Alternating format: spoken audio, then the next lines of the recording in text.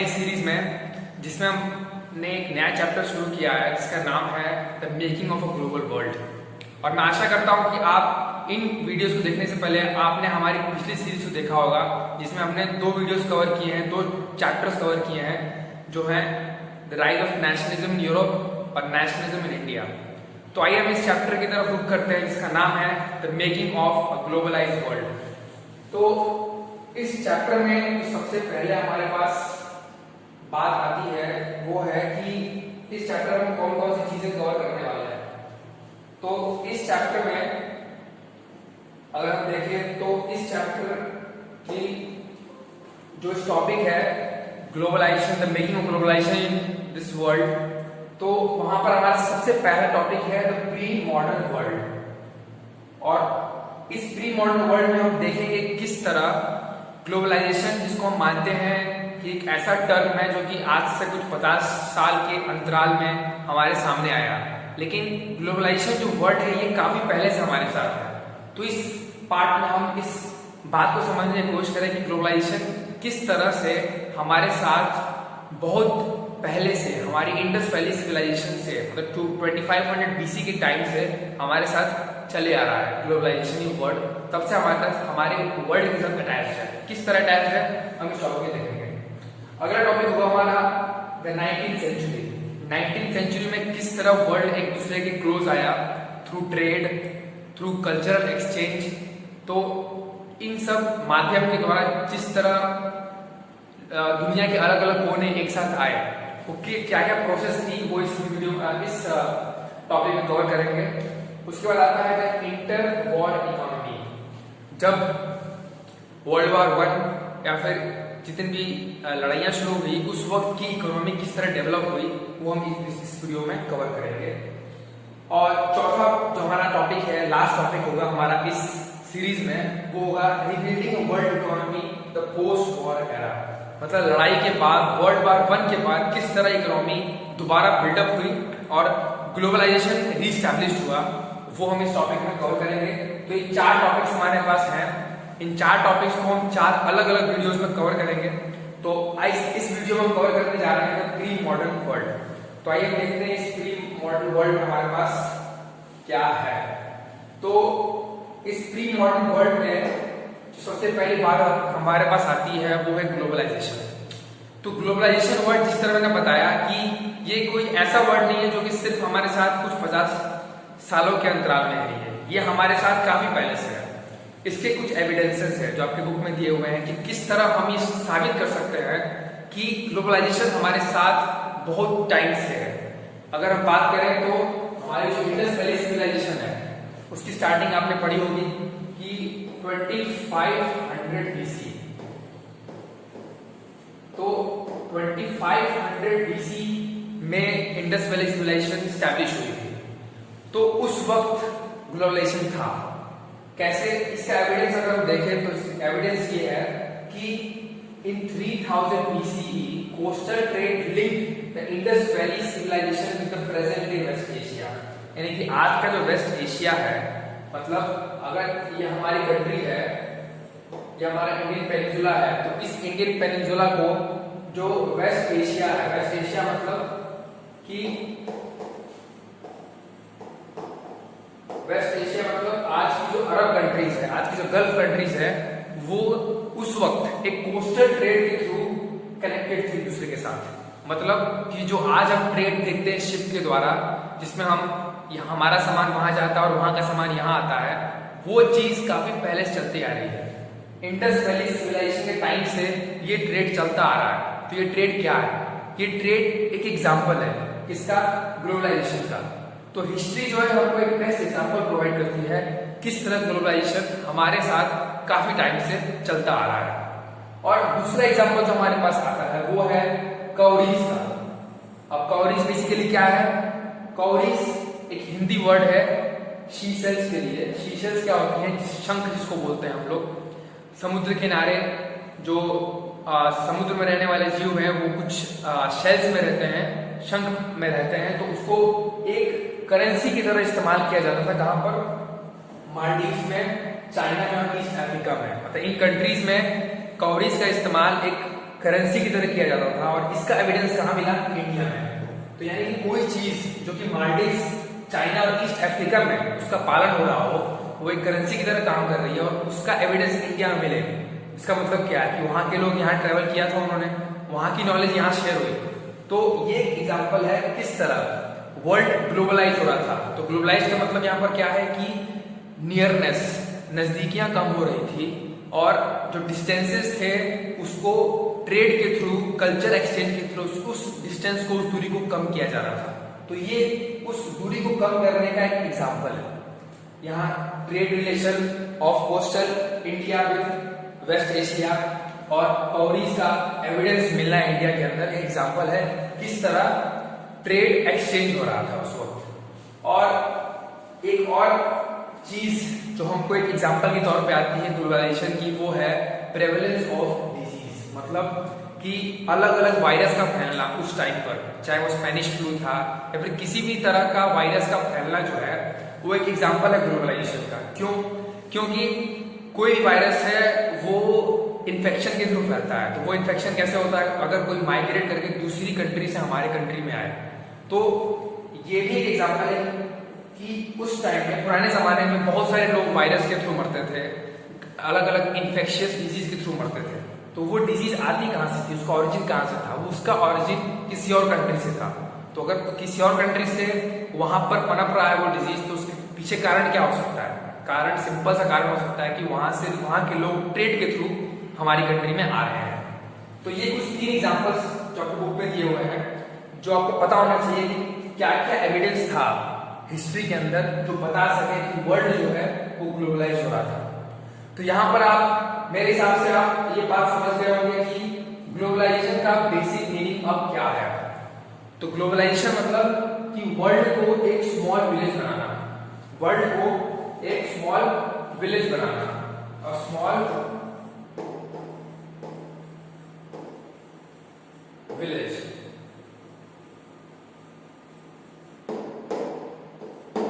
और अगर हम इस 21st सेंचुरी में देखें तो ये जो विलेज है काफी और क्लोज हो चुका है थ्रू सोशल मीडिया और अलग अलग नए इन्वेंशंस के थ्रू। तो इस वक्त की इन्वेंशंस काफी प्रिमिटिव थी, काफी पुरानी थी। शिप्स थे उस वक्त, लोग पैदल चलते थे या फिर किसी और एनिमल के ऊपर चढ़ के अलग अलग देशों में घुमा करते थे। तो ये कुछ एग्जांपल्स हैं जो आपको याद होनी चाहिए कि क्या क्या एग्जांपल्स थे उस वक्त जो बताते हैं कि वर्ल्ड उस वक्त ग्लोबलाइजेशन के थ्रू आगे बढ़ रहा था। तो आइए हम आगे देखते हैं कि हमारे पास इंडिया में इस चीज का क्या एग्जाम्पल है। तो इंडिया में अगर देखें तो इंडिया में इस चीज का बेस्ट एग्जाम्पल आप इस पेंटिंग में देख सकते हैं। तो इस पेंटिंग में आप देखें अगर, तो ये पेंटिंग सबसे पहले बात करते हैं है कहाँ की। तो ये पेंटिंग आपके बुक में दी हुई है। ये पेंटिंग है एक ship on a memorial stone, जो कि गोवा के म्यूजियम में अभी ये पेंटिंग रखी गई है। तो इस पेंटिंग में आप यहाँ पर ये देख सकते हैं कि शिप की इमेज है, ये शिप की इमेज है। ये पेंटिंग की शिप की इमेज आप यहाँ से देख सकते हैं, शिप की इमेज आपको दिख सकती है। तो ये शिप जो है ये 10th सेंचुरी का एक इमेज है। 10th सेंचुरी में इस स्टोन को बनाया गया था। उस स्टोन में शिप का वर्णन है, शिप का जिक्र है। इसका आप क्या कह सकते हैं? इसका सिंपल रीजन क्या हो सकता है कि 10th सेंचुरी में लोगों को शिप के बारे में पता था। इसका मतलब कि उस वक्त के लोग जो है जानते थे कि ट्रेड क्या होता है, ट्रेड क्या होता है, एक दूसरे से अलग कंट्री में जाना, वहां की कल्चर को एक्सचेंज करना क्या होता है। तो ये बेसिक से रीजन है। शिप एक एम्बलम है, एक सिंबल है किसका? ग्लोबलाइजेशन का सिंबल है, ग्लोबलाइजेशन का। किस तरह ग्लोबलाइजेशन उस वक्त पूरे वर्ल्ड में फैल रहा था, वर्ल्ड जो है एक दूसरे के नजदीक आ रहा था ट्रेड के थ्रू, कल्चरल एक्सचेंज के थ्रू। तो हम और आगे एग्जांपल्स देखते हैं इस चीज का कि हमारे पास जो अगला एग्जांपल आता है कि किस तरह वर्ल्ड जो है एक दूसरे के नजदीक आ रहा है, वो है Chinese silk route. Silk route की कहानी आपने बहुत पढ़ी है कि सिल्क रूट किस तरह चाइना का एक मेन जरिया था अपने सिल्क को एक कंट्री से दूसरे कंट्री तक पहुंचाने के लिए। तो उस वक्त के चाइनीज किंग थे, वो सिल्क रूट को सिर्फ जो कनेक्शन है वो कहाँ कहाँ रखा था, सबसे पहले हम देखते हैं कि silk route connected Asia, Europe and north Africa. मतलब कि सिल्क रूट बेसिकली क्या है, कोई एक लैंड मास एरिया है या फिर वाटर बॉडी के थ्रू कोई एक राह बना दी गई जिसके थ्रू ये जो 3 कॉन्टिनेंट्स हैं, एशिया, यूरोप और नॉर्थ अफ्रीका को जोड़ दिया गया, ताकि आराम से लोग एक दूसरे के साथ कल्चरल एक्सचेंज कर सके, सामान ट्रेड आराम से वहां मूव कर सके। तो बेसिक पर्पस सिल्क रूट का ये था कि उसका नाम सिल्क रूट क्यों रखा गया, क्योंकि वहां पर सिल्क की ट्रेडिंग होती थी। चाइना जो है उस वक्त सिल्क प्रोडक्शन का पूरा हब था, चाइना उस टाइम पर। तो चाइना को जब अपनी गुड्स को बाकी कंट्रीज में पहुंचाना था तो लाजमी था कि उसको एक अच्छा रास्ता, एक फेवरेबल कंडीशन चाहिए था उस चीज के लिए।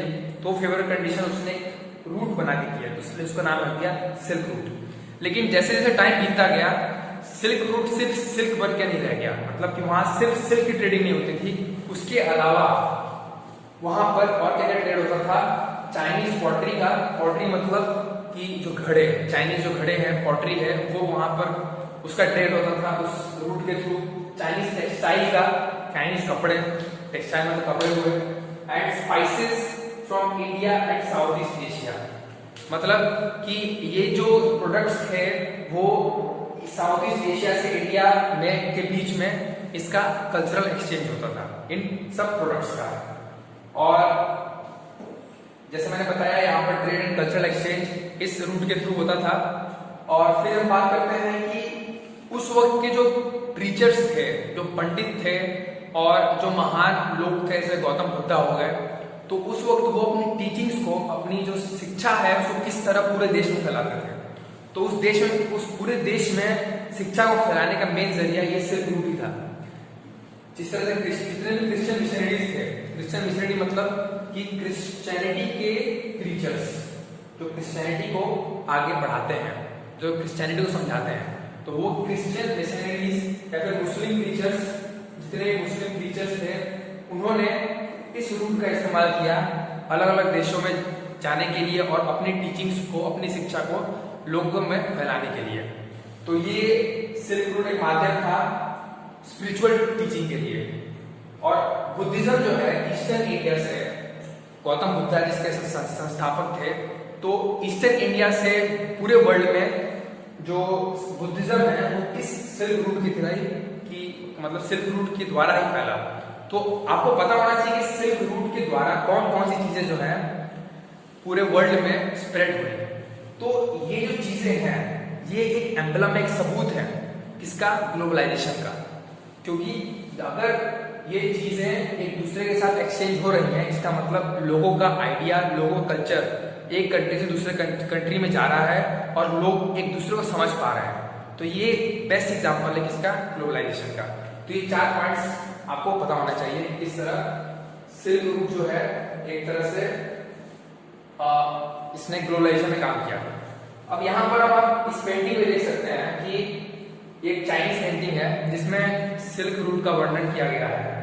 तो इस पेंटिंग में किस तरह आप देख सकते हैं कि चाइनीज लोग जो है इस पेंटिंग में घोड़ों के ऊपर चढ़कर जो है अपने ट्रेड, जितने भी सामान था इस रास्ते के थ्रू मूव करते थे, और कभी भी जरूरत पड़े तो यहाँ पर वो बना लेते थे जगह पर जहाँ पर भी वो रास्ता मिलता था। तो ये है चाइनीज की एक पेंटिंग है बेसिकली, जो कि सिल्क रूट को डिपिक्ट कर रही है। तो अब आगे देखते हैं हमारे पास क्या है इस सीरीज में। तो अब हम आते हैं फूड के ऊपर। जो हमारा फूड है, कई बार हम देखते हैं कि अब तक हमने देख लिया किस तरह चाइनीज पोल्ट्री, टेक्सटाइल हो गया, सिल्क हो गया, चाइना से अलग कंट्रीज में जा रहा है। उसके बाद वहाँ की स्पाइसेस, हमारे इंडिया के जो मसाले हैं काफी फेमस थे चाइना में उस वक्त। तो ये कल्चरल और फूड का एक्सचेंज, मतलब कल्चरल एक्सचेंज हो रहा था। तो इस कल्चर में मेन जो हमारे पास एक और एविडेंस आता है वो है फूड का, खाना का। तो जो आपकी बुक में एग्जांपल दिया गया वो है किसका, स्पैगेटी का। स्पैगेटी जो है बेसिकली क्या है, इटालियन डिश है। आपको बता दो, जिसमें फोटो में आपको दिख रहा होगा, ये इटालियन डिश है, ये है स्पैगेटी। तो अगर आप इसको देखें तो आपको इसको देख के नूडल की याद आती होगी, नूडल। अब नूडल का ओरिजिन कहाँ है? नूडल की ओरिजिन कहाँ से है? नूडल जो है बेसिकली एक चाइनीज फूड है। नूडल जो है एक चाइनीज फूड है। तो चाइना में ओरिजिनेटेड कोई फूड अगर इसकी तरह दिखे, स्पैगेटी की तरह, तो इससे आप क्या समझ सकते हैं कि ये चीज चाइना से वहां पहुंची, इटली में। तो इटली कहाँ है? यूरोप में है, और चाइना एशिया में। तो एशिया से यूरोप में कोई चीज गई, इसका मतलब कि वहां के लोगों ने इस आइडिया को, चाइनीज लोगों ने इस आइडिया को वहां इटली में पहुंचाया होगा, या फिर इटली के लोग चाइना आए होंगे इस आइडिया को ग्रैब करने के लिए। तो ये एक एग्जाम्पल है कल्चरल ट्रेड का, कि किस तरह अब ये स्पैगेटी माना जाता है कि वो एक रिफॉर्म्ड फॉर्म है, मतलब एक बदला हुआ फॉर्म है किसका? नूडल का। तो ये एक एग्जाम्पल है ग्लोबलाइजेशन का, किस तरह वर्ल्ड जो है उस वक्त ग्लोबलाइज हो रहा था। अगर एक जो इसका कारण दिया जाता है कि ये स्पैगेटी जो है कहां से आया, तो एक एग्जांपल है इसका अरब से। जो अरब के ट्रेडर्स थे वो जाते थे उस वक्त सिसिली में, 5th सेंचुरी में। मतलब पास्ता बेसिकली एक अरब डिश है, तो इसको इंट्रोड्यूस किया अरब्स ने सिसिली में। सिसिली मैंने आपको पिछले वीडियो में काफी जिक्र रहा है इसका, किंगडम ऑफ टू सिसिलीज। तो सिसिलीज जो है किसका पार्ट था? इटली का। तो एक इटालियन प्रोविंस था, किंगडम ऑफ टू सिसिलीज। तो यहाँ पर अरब जो है, ऐसा माना जाता है कि जो अरब ट्रैवलर्स हैं वो पास्ता को उन्होंने इटली में इंट्रोड्यूस किया। यानी कि ये जो स्पैगेटी है उसके दो ओरिजिन हो सकते हैं, या फिर चाइनीज ओरिजिन, नहीं तो अरब ओरिजिन, या फिर इन दोनों का मिक्सचर भी हो सकता है कि इन दोनों के कंट्रीब्यूशन से स्पैगेटी का फॉर्मेशन हुआ। तो ये कुछ थ्योरीज रखी गई कि ये जो नूडल है, ये स्पैगेटी है, वो कहाँ से ओरिजिनेट हुआ। तो ये भी एक एग्जांपल है किसका? ग्लोबलाइजेशन का। तो ये एक फूड के थ्रू, फूड कल्चर के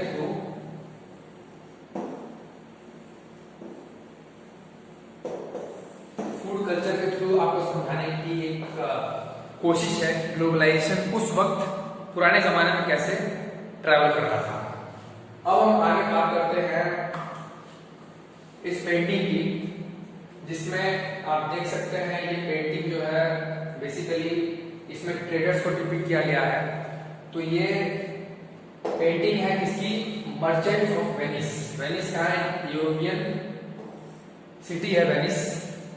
at the Orient exchange. Orient जो है, ओरिएंट वर्ड, ये आपने काफी सोशल साइंस में वर्ड काफी आता है ओरिएंट। तो ओरिएंट, ये सारी ओरिएंट चीजें मतलब कि ईस्ट, मतलब कि अगर हम वर्ल्ड के दो हिस्से करते हैं, वेस्ट और ईस्ट, तो जो वेस्ट के लोग थे उन्होंने जो ईस्टर्न लोग थे उनको एक पर्टिकुलर नाम से बुलाने के लिए कौन सा वर्ड, एक कॉमन वर्ड चूज किया, उसको बोलते थे वो लोग ओरिएंट।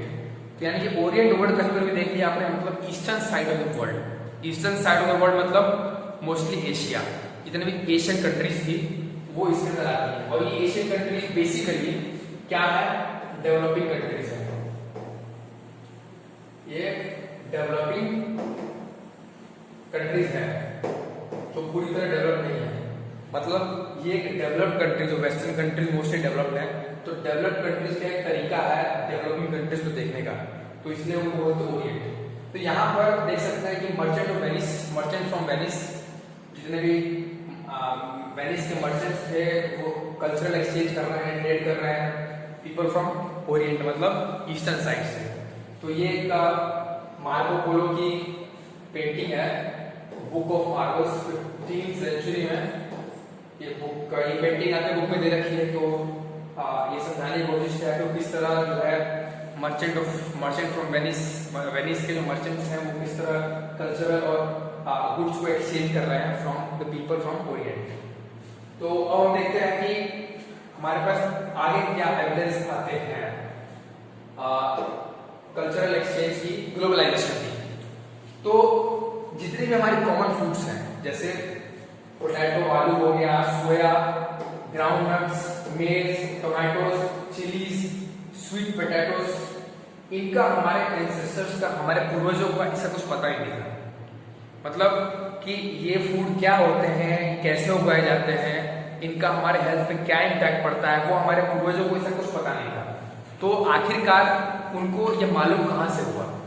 तो अगर हम हिस्ट्री को पढ़े तो हमें पता चलता है कि जब क्रिस्टोफर कोलंबस ने अमेरिका की डिस्कवरी की, उसके बाद इस चीज का हमको ज्ञात हुआ।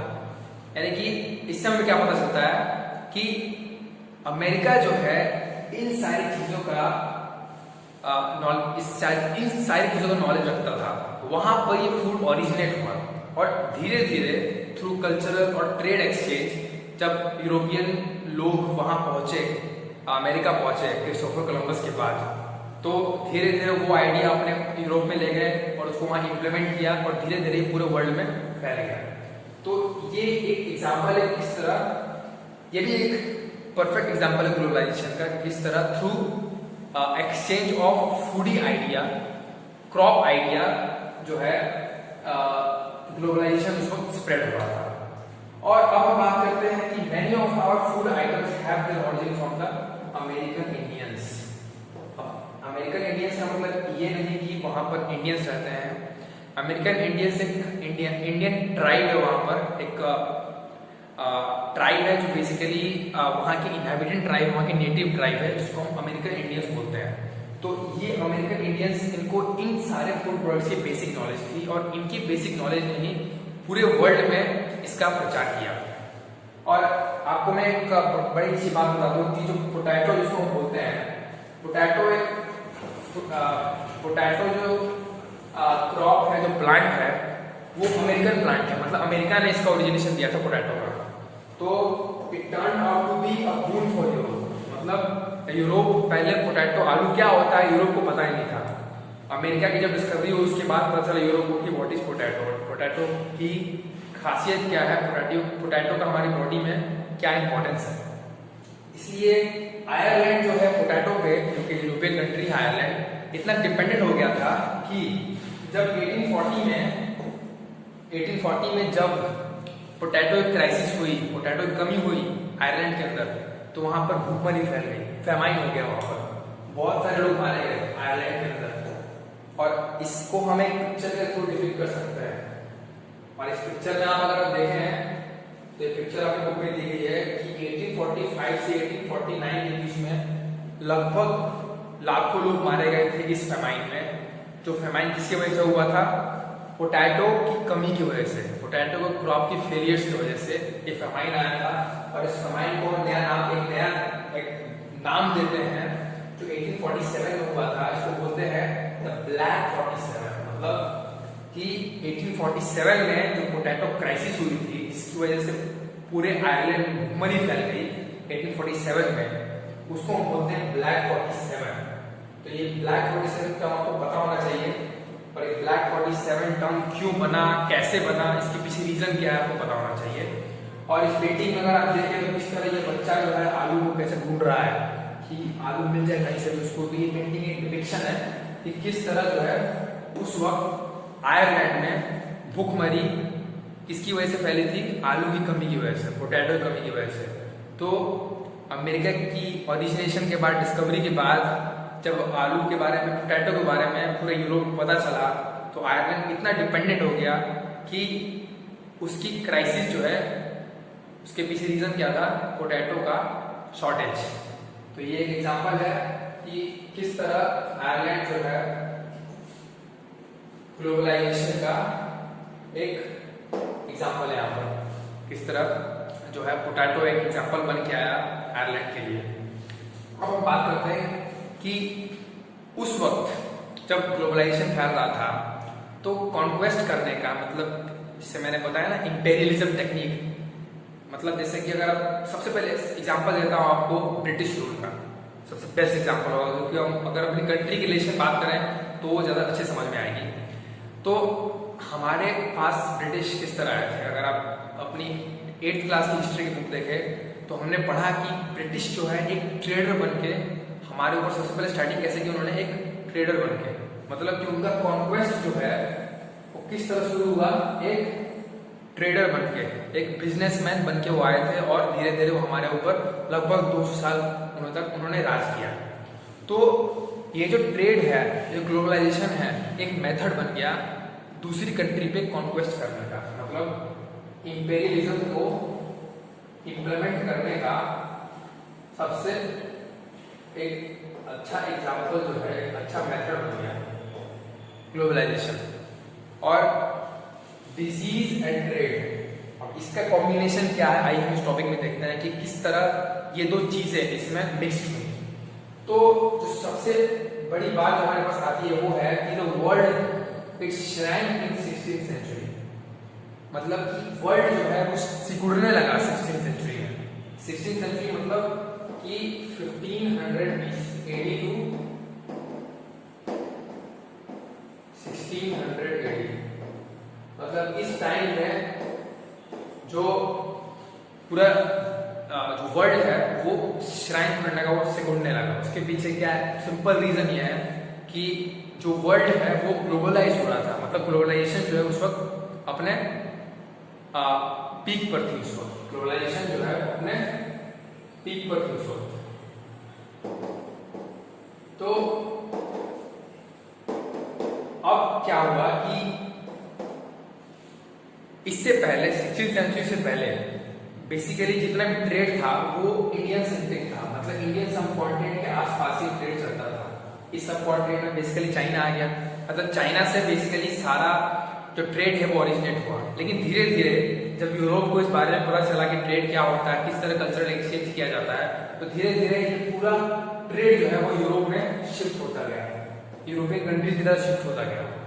और अमेरिका की डिस्कवरी ने जो मिनरल रिच कंटिनेंट था उसको ट्रेड लिस्ट पे डाल दिया, मतलब कि अमेरिका के पास काफी अच्छा मिनरल था, तो उस मिनरल को एक करेंसी मान के, यानी कि अगर हम कोई प्रोडक्ट बेचने जा रहे हैं अमेरिका में, उसके बदले हम जो मिनरल रिच चाहे सोना है चाहे डायमंड है उसको हम वापस ले आए, तो वो एक करेंसी का काम बन गया और अमेरिका को ट्रेड लिस्ट पे डाल दिया गया, मतलब अमेरिका को भी एक ट्रेड का हिस्सा बना दिया गया जब उसकी डिस्कवरी हुई। और जो प्रीशियस मेटल्स थे, silver from Peru and Mexico, जो इन्हांस करके यूरोप के वेल्थ को, मतलब यूरोप अपने टेक्सटाइल, अपने इंडस्ट्रियल रेवोल्यूशन का इस्तेमाल करके अपने टेक्सटाइल को किसी और कंट्री में जाके बेचता था और वहां से सिल्वर और गोल्ड जो है लेकर आता था, जिससे यूरोप के जो खजाना है, वेल्थ है, वो भर जाए। तो ये एक काफी आप रिलेशन देख सकते हैं किस तरह नई नई चीजों की डिस्कवरी हो रही है और नई नई जो डिस्कवर्ड चीजें हैं वो एक ट्रेड का पार्ट बनते जा रही है। तो अब हम आगे देखते हैं कि यहाँ पर आपके पास ये वर्ड आता है एल्डोराडो। तो ये जो वर्ड है एल्डोराडो, ये उस वक्त की यूरोप के अंदर कहानी बन चुका था। एल्डोराडो अगर देखा जाए तो ये यहाँ पर एक स्टेट है, यहाँ पर कोलंबिया, इसको बोलते हैं कोलंबिया। तो कोलंबिया में एक जगह है एल्डोराडो, जो कि पास्ट में हिस्ट्री में माना जाता था कि ये है सिटी ऑफ गोल्ड, और इससे काफी बहुत सारी कहानियां प्रचलित हुई कि इस सिटी में ये सिटी जो गोल्ड का बना हुआ है। तो ये जब कहानियां यूरोप में पहुंची तो बहुत सारे एक्सपेडिशन जो है वो इस सिटी को ढूंढने के लिए निकाले गए। तो इसके पीछे बड़ी अच्छी कहानी है जिसके बारे में हम लोग एक सेपरेट वीडियो में डिस्कस करेंगे कि किस तरह एल्डोराडो क्या था, कोलंबिया में कहाँ स्थित था, ये क्या सिचुएशन थी और किस तरह ये कहानी जो है पूरे यूरोप में पहुंची। तो ये हम एक सेपरेट वीडियो में कवर करेंगे। बस आपको इतना अभी पता होना चाहिए कि ये एल्डोराडो कहाँ है, तो कहाँ है, ये कोलंबिया में है। और कोलंबिया जो है साउथ अमेरिकन कंटिनेंट का पार्ट है और इसको किस नाम से फेमस था, ये नाम से फेमस था सिटी ऑफ गोल्ड के नाम से। तो ये कुछ इंफॉर्मेशन है जो आपको पता होनी चाहिए। और अब हम आगे देखते हैं कि किस तरह अब जो डिजीज है,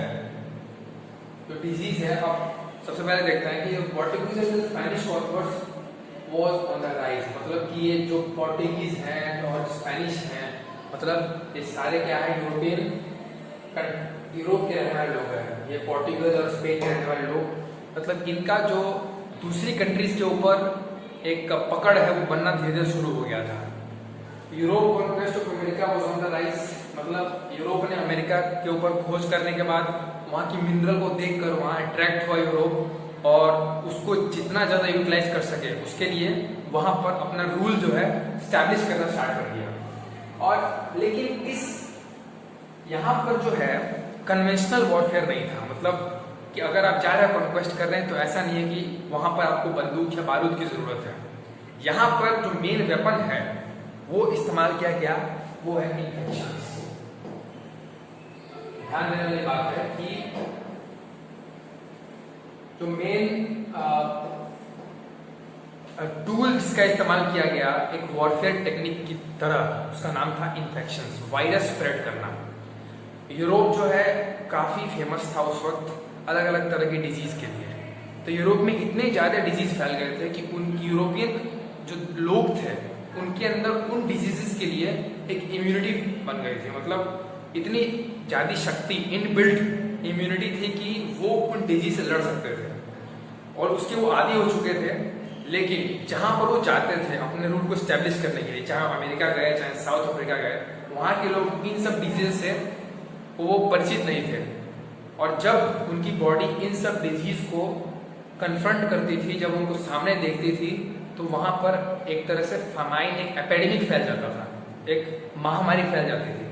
तो इन्हीं सब चीजों का एक वेपन बना के यूरोपियन कंट्रीज ने, यूरोपियन के जो लोग थे जो आगे वहां पर रूल बना रहे थे, उन्होंने इसका इस्तेमाल किया। मतलब कि germs with infections were their main weapons, मतलब जो जर्म्स थे, इन्फेक्शन जो फैलाते थे, उनको एक वेपन का इस्तेमाल किया गया बाकी कंट्रीज में, ताकि वहां के लोगों को मार के वहां के मिनरल्स को वो यूटिलाइज कर सके अपने फायदे के लिए। तो ये पॉइंट काफी इंपॉर्टेंट है, आपको पता होना चाहिए। और जो पुअर नेटिव अमेरिकन्स थे were not immune to the infection, specially small pox. तो उस वक्त जो सबसे ज्यादा ड्रेडफुल डिजीज थी वो थी स्मॉल पॉक्स। तो स्मॉल पॉक्स का ओरिजिन यूरोप में हुआ।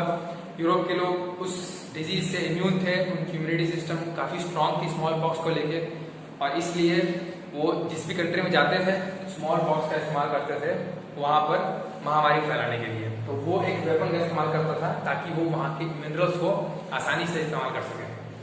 तो अब हम देखते हैं कि आगे हमारे पास क्या एविडेंसेस आते हैं ग्लोबलाइजेशन के। तो Europeans try to free their own country and try to settle in America. हाँ, अब ये काफी इंपॉर्टेंट पॉइंट आता है हमारे पास कि हमने पहले देखा है किस तरह डिजीज फैल रहे थे अलग अलग देशों में, और तो ये भी एक एग्जांपल है ग्लोबलाइजेशन का। तो ग्लोबलाइजेशन क्या है, दो ज्योग्राफिकली लैंडमार्क्स जो है वो जो काफी दूर हैं उनका नॉलेज एक्सचेंज होना एक दूसरे के साथ, वो ग्लोबलाइजेशन है। और नॉलेज एक्सचेंज होना, कल्चर एक्सचेंज होना, डिजीज एक्सचेंज होना, एक तरह से वो एक एविडेंस है ग्लोबलाइजेशन का। तो अब यहाँ बात करते हैं लोगों का मास माइग्रेशन एक कंटिनेंट से दूसरे कंटिनेंट में। तो जब यूरोप में काफी पॉवर्टी फैल गई और हंगर और रिलीजियस डिसेंटर्स जो हैं बहुत फैल गए थे, मतलब कि जैसे उस वक्त मैं बता दूं, नाजी जितने भी लोग थे नाजी जर्मनी के, और जितने भी ज्यूज को उनको मतलब एक तरह से रिलीजियसली जो है उनको दबाया गया। तो ज्यूज ने यूरोप छोड़ के बाकी जगह जाके पनाह लेने की कोशिश की। तो ये एक एग्जांपल है बताने के लिए कि रिलीजियस डिसेंटर्स क्या हुआ है। तो जितने भी उस वक्त कट्टर रिलीजियस लोग थे उन्होंने लोगों को भगाने की कोशिश की यूरोप से। तो यूरोप के लोग भागकर कहाँ सेटल होना चाहे, उन्होंने अमेरिका में। तो इसलिए अमेरिका की काफी पॉपुलेशन जो आज की है वो यूरोप से आए हुए इमिग्रेंट्स की है। तो इसलिए आज की यूरोप अमेरिकन जो नेटिव पीपल हैं वो बेसिकली कहाँ से बिलोंग करते हैं, यूरोप से। तो ये बेसिक रीजन है कि वो उनकी जो नेटिव ओरिजिन है वो यूरोप से क्यों है, क्योंकि उनके जो पूर्वज थे वो वहां से भाग कर आए थे अमेरिका में। अब बात करते हैं कि कुछ जो यूरोप के लोग हैं वो चले गए अफ्रीका में। अफ्रीका के जो प्लांटेशन एरिया थे जहाँ पर कॉटन शुगर जो है यूरोपियन मार्केट्स के लिए बनाए जाते थे, क्योंकि जो अफ्रीका है वो टेम्परेचर और जो फेवरेबल कंडीशन प्रोवाइड करता था एक प्रॉपर ग्रोथ के लिए, इसके कॉटन और शुगर के लिए। तो इसलिए यूरोप के जो बड़े ट्रेडर्स थे उन्होंने प्लांटेशन एरिया बना दिया था। यहाँ पर प्लांटेशन एरिया मैंने पहले बताया आपको, तो प्लांटेशन एरिया वो एरिया होता है जहाँ पर किसी एक सिंगल प्रोडक्ट को काफी बड़े एरिया में प्लांट किया जाता हो। तो इसको कॉटन और शुगर जो है बेसिक वहां पर प्रोडक्ट्स थे जो कि वहां पर इम्प्लांट किए गए थे। तो वहां के प्लांटेशन एरिया में काम करने के लिए कुछ लोग यूरोप से भागकर अफ्रीका में आ गए।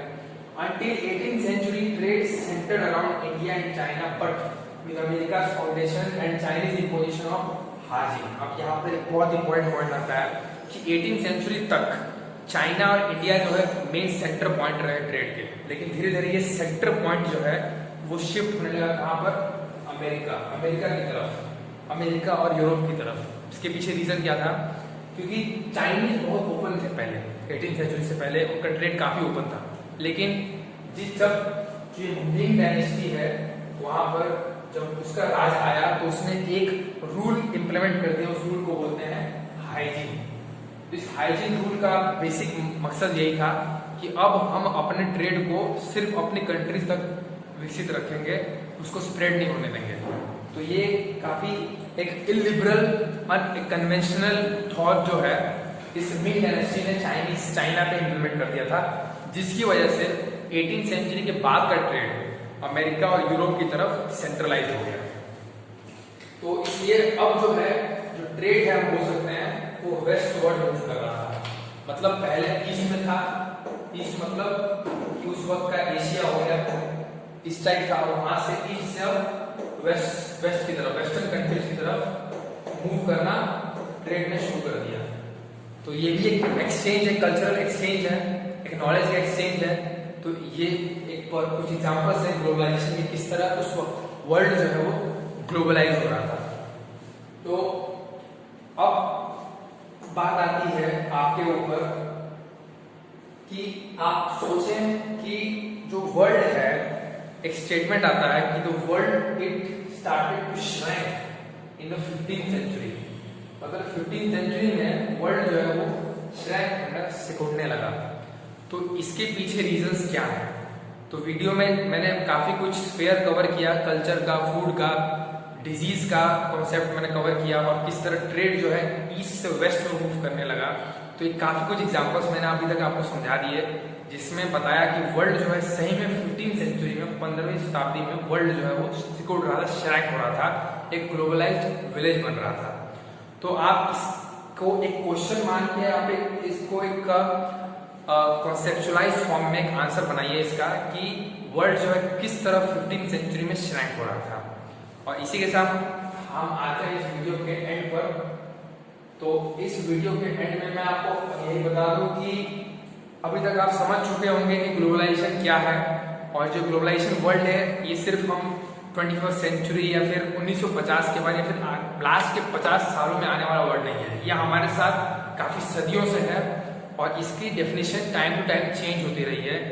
और अभी मैंने आपको प्री मॉडर्न वर्ल्ड बता दिया कि प्री मॉडर्न वर्ल्ड, अभी मॉडर्न वर्ल्ड नहीं आया है। मॉडर्न वर्ल्ड की बेस किस तरह सेटअप किया ग्लोबलाइजेशन ने, और धीरे धीरे हम इस चैप्टर में स्टार्ट होंगे तो आपके सामने एक पिक्चर क्लियर हो जाएगी कि किस तरह ग्लोबलाइजेशन जो है वो एक सिर्फ वर्ड नहीं है, बल्कि एक फिनोमिना है जो कि हमारे साथ काफी सदियों से चलता आ रहा है। Thank you.